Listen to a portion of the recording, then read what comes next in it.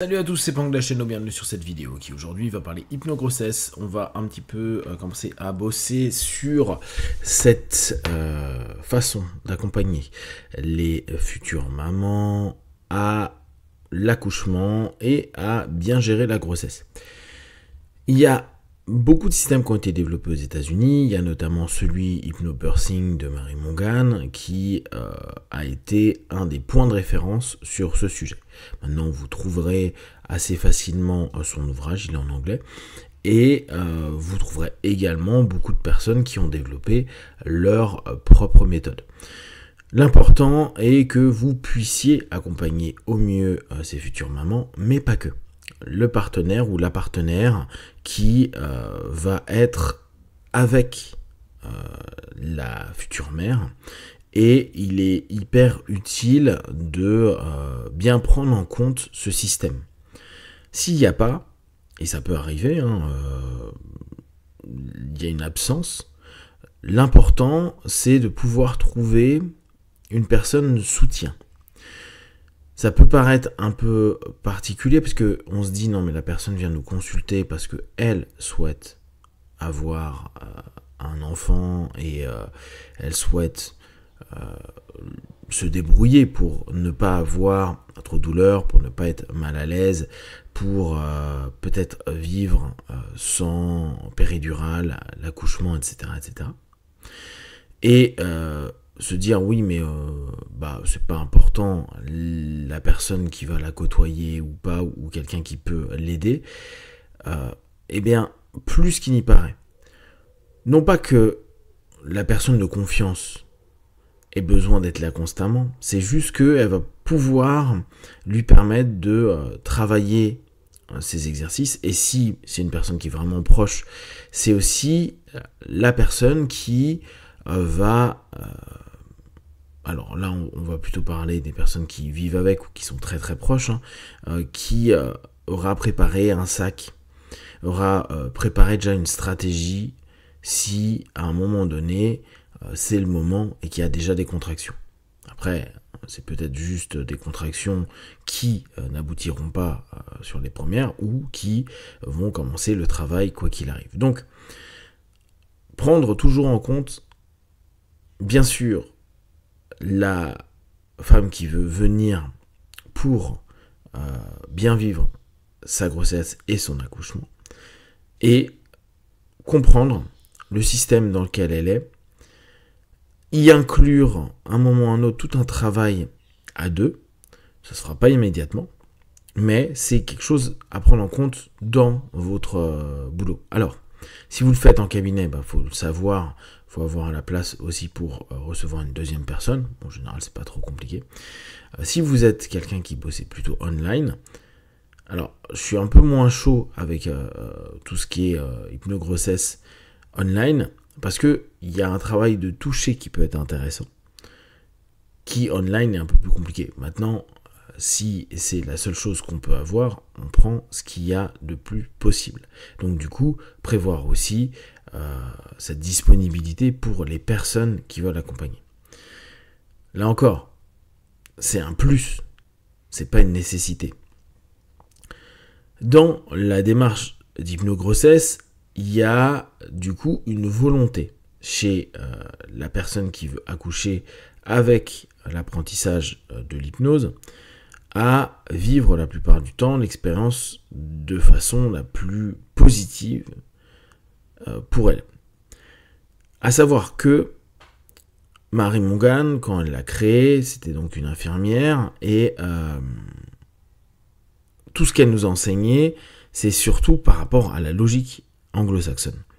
À noter que cette notion de binôme, voire même de doula ou d'hypno, aux États-Unis, est acceptée dans les blocs.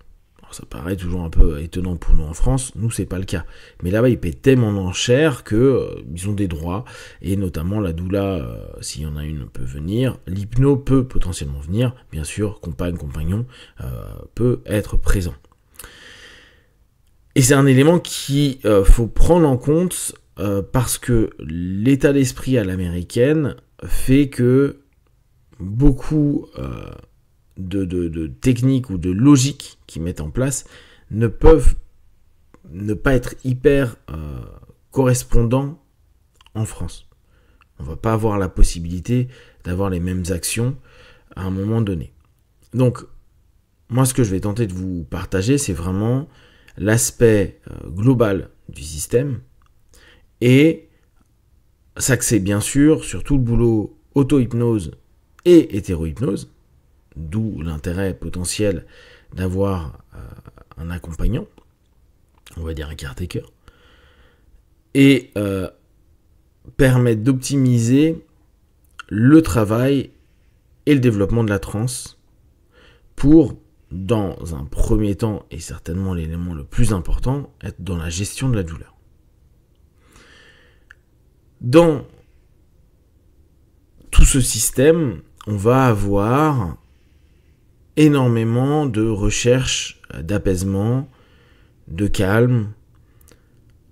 Vous verrez, il y a une notion associée à la peur, où Mary Mongan appuie beaucoup dessus, à dire, si on arrive à diminuer le stress, la peur, on va permettre d'avoir une diminution des tensions du corps, une diminution potentielle des douleurs.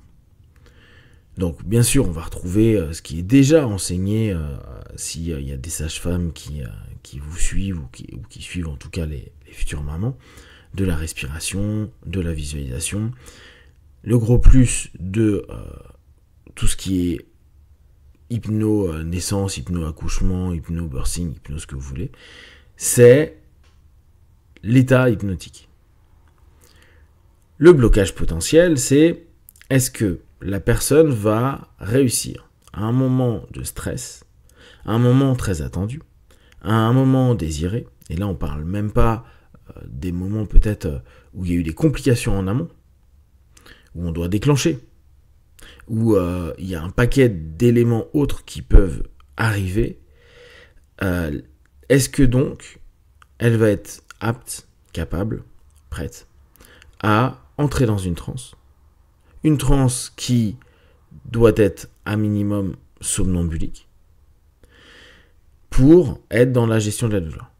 Et une question m'a déjà été posée à ce sujet-là, et je vous remercie, et vraiment n'hésitez pas sur ces cours-là de me poser des questions, même techniques, on prendra le temps qu'il faut avec ces vidéos, je pourrais en faire X, aucun problème, le but étant que vous puissiez vraiment accompagner les futures mamans le mieux possible. Donc, oui, il est difficile, quand des personnes sont en phase de douleur aiguë, de proposer de l'hypnose à ce moment-là.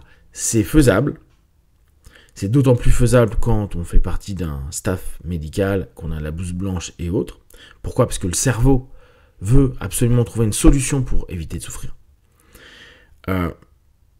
Et l'idée dans le conditionnement qu'on propose dans l'hypnonaissance, c'est de dire, bon, on va bosser à ce que tu puisses rentrer le plus facilement possible dans cette transe pour que le moment où il y aura de la douleur aiguë, tu puisses la gérer. Et là encore, il y a un point important, si la personne n'a jamais fait d'hypnose avant et que pour X ou Y raison, les contractions ou autres fait qu'elle n'arrive pas à se connecter à l'opérateur, opératrice, là en l'occurrence admettons l'infirmière, oui c'est super difficile parce que la personne n'a pas de focus. C'est toujours la même chose, c'est est-ce qu'on arrive à prendre notre place en tant qu'opérateur, opératrice à ce moment-là. Là, je parle vraiment pour ceux qui ont la chance d'être dans la salle d'accouchement à ce moment-là, ou dans l'ambulance, ou n'importe quoi, et à réussir à prendre le lead, à permettre à ce que la personne accepte que notre voix l'accompagne, lui permette de simplement suivre nos instructions. S'il n'y a pas cette connexion, ce qu'on pourrait rappeler le rapport, ça va être compliqué. D'où le fait qu'en amont, on aille à se conditionner, à répéter, parce que cette dynamique d'hypnonaissance, c'est vraiment d'enseigner des phases d'auto-hypnose, des logiques, des techniques, des mindsets, pour que la personne soit prête. C'est vraiment une préparation. D'ailleurs, je vais m'arrêter là sur cette première vidéo, mais pensez à mes yeux, c'est intéressant que la personne commence 6 mois avant l'accouchement. Alors après, vous allez avoir beaucoup de personnes qui vous appellent plutôt 3 mois avant. Bon, vous faites avec ce que vous voulez. Pourquoi 6 mois? C'est pas une obligation du tout. Hein. C'est juste que plus t'as de temps pour répéter, et mieux c'est. Et vu qu'il y a parfois des mamans qui peuvent pas bouger des masses, bah ça leur permet pendant un moment d'être dans de la visualisation, du travail interne, du travail de test sur l'hypnoanalgésie, etc. Parce que c'est ce vers quoi on cherche à ce que la future maman puisse aller, c'est-à-dire créer de l'hypnoanalgésie, qui signifie être dans la gestion de la douleur. Ce qui ne veut pas dire qu'elle n'a plus de douleur, mais que cette gestion soit OK, et donc que l'expérience puisse être vécue le mieux possible. On reviendra là-dessus. Vous n'hésitez vraiment pas à me poser des questions si vous êtes intéressé par le sujet, quitte même à des moments à ce qu'on se fasse ensemble des petits groupes sur Zoom, quoi. Moi je suis sur Meet, mais on se fait ça, comme ça on pourra aussi diffuser aux personnes qui ont envie sur mon site, sur YouTube, et ça pourra aider un maximum de personnes. Aider les futures mamans, c'est un beau moment, ça peut être très compliqué aussi, c'est bien structuré, il y a des belles idées, et après bien sûr faut s'adapter aux personnes qui viennent. Si vous avez des questions et des remarques déjà sur cette première introduction, n'hésitez pas à la partager sur Facebook, YouTube, j'y répondrai le plus rapidement possible. Comme d'habitude, de tout ce que je propose, ne prenez que ce qui est bon et juste pour vous. Testez, observez, analysez, concluez. Be one, ciao.